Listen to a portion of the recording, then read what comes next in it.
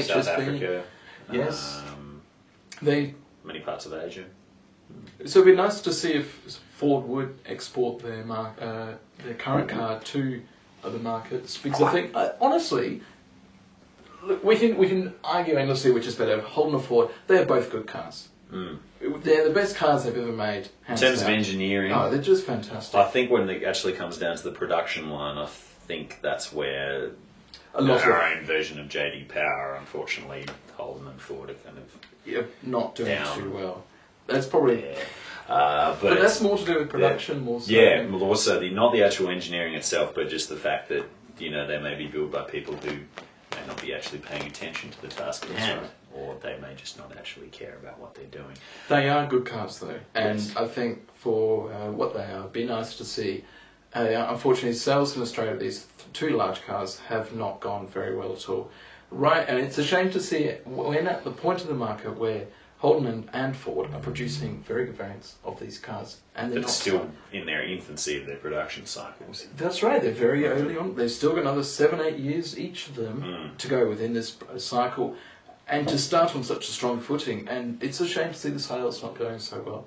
I mean, look, I think they're fighting against the market. But what I think is the big news of 2008 is if you told someone, 2009, if you told someone 5 years ago that they couldn't, guess what, 2008, 2009, the big news is going to be the fact that Chrysler will be going to the wall. They may have said, well, it's happened before, they got bailed out in the late 70s, early 80s, whenever it was. But General Motors is going to the wall. The world's, until 18 months ago, the world's largest car manufacturer is in serious financial poo. Then you wouldn't have believed. You would have said no. Said, that's very funny. Good joke. Whatever. Up your medication. See you later.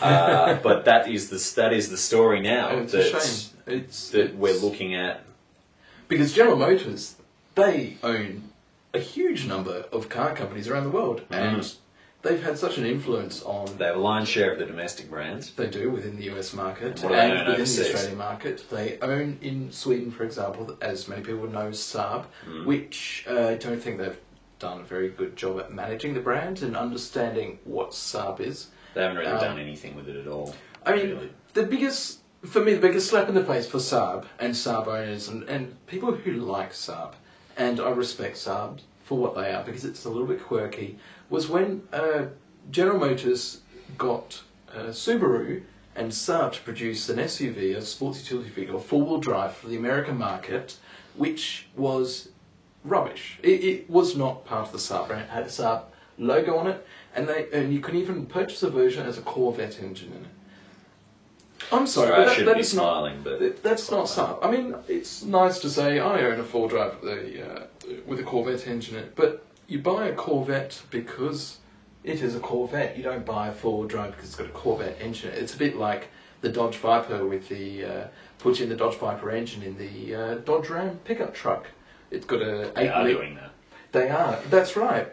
Why would you... I mean, sure, it's a funny car to own. It would be a funny car to drive, but it's not a viable proposition for a long term. It's what you do for a very short run of a very special vehicle, but this wasn't a special vehicle. So, I mean, that's... we can get bogged down in this, but I don't think they've managed Saab very well. I think the way they handled Fiat was interesting.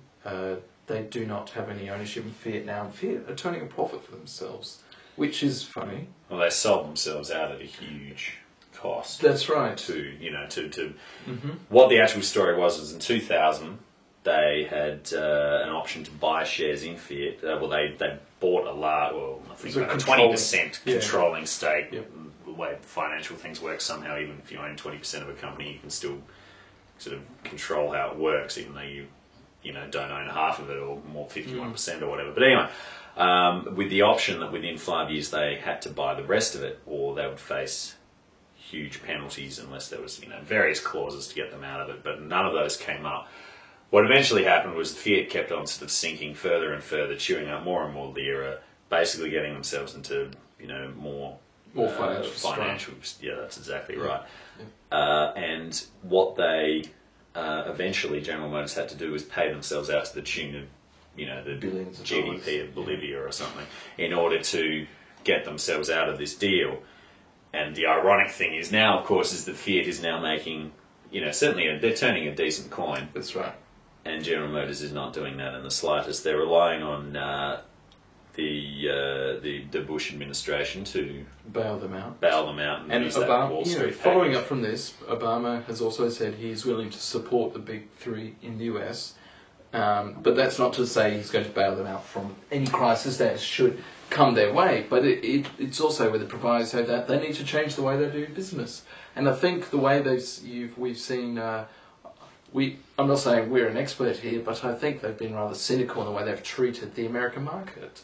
I it's going to be. I agree with that entirely. I think that they built cars that are just, they have no relevance outside the America. But I think that. Yeah, that's not a bad thing. Let's be honest. I mean, for example, Toyota makes cars specifically for the American market, the Tundra pickup truck, for example, and it turns them a tidy profit. But the consumer market is changing, and I think the big three, Ford have been pretty good at this actually recently. They've brought out some innovative vehicles that have noticed the way the market is changing. Fiesta. Well, that's right. So, look, it's going to be an interesting year. I mean, we're going to have lots to talk about the Detroit Motor Show coming up soon. So we'll go into that in we will much more detail. It shall be. We're doing a episode dedicated just to the Detroit Motor Show. So I don't think we should spend any more time on this. Let's turn it local for a little bit for the Australian viewers. It's going to be interesting couple of years for the local market. We've talked about how the big two, Holden and Ford, have no longer got the same market share that they used to have, which is going to be interesting. People don't seem to buy their products as much as they used to be, but you can blame on various economic factors as well as reduction on tariffs for imported cars. But recently Holden released news of just before Christmas actually, of a small hatch they'll be producing in Australia in the Elizabeth plant here in Adelaide. And it will be based on the next generation Astra, the Delta platform, I understand. And it's going to be hopefully an interesting car. It's going to be, what did they say, production start 2010 or 2011 off the top of my head. It is somewhat a predictable course of events for two reasons. Ford are going to be making a localised variant of the Focus. From 2011. That's right. But I think with this, it's going to be more localised than the Focus. The Focus will see more of a suspension package, as they do in other markets in the world. Probably, I don't think we'll see a facelift on it. No. It will look like a Focus that you can purchase in Europe. Yep. It'd be localised, for example, suspension, engine management for local fuel, and whatnot, but nothing to jump up and down about. So I think Holden is definitely on the right track with this one, making a small hatch for the Australian market. What will be the crunch is two things: how much it's going to cost, and the reception it gets here. So I think that they've missed the mark. You know, I can see what they're trying to do. I just don't think it will work to a point, but I think they've missed an opportunity. If they'd done, say, something similar to what they were doing with, you know, just sort of, I mean, what they're looking at the moment is taking the next generation Astra or the current Astra or whatever they're going to use, and just chucking a new nose, new tail on it, giving it a suitably Australian name, and chucking it on the marketplace, and it'll probably sell really well, unless, of course, the financial climate has a massive, 180, and suddenly, the average wage is 120 grand a year, and everyone's starting to drive around in the average, company car is an HSV. Yep. In which case, that it will probably sell about 12 of them. But I think that honestly, I'm not going to be as cynical as you. I think it's going to do all right. I mean, you look at the Astra, the local sales of Astras in Australia, the previous shape and the current shape.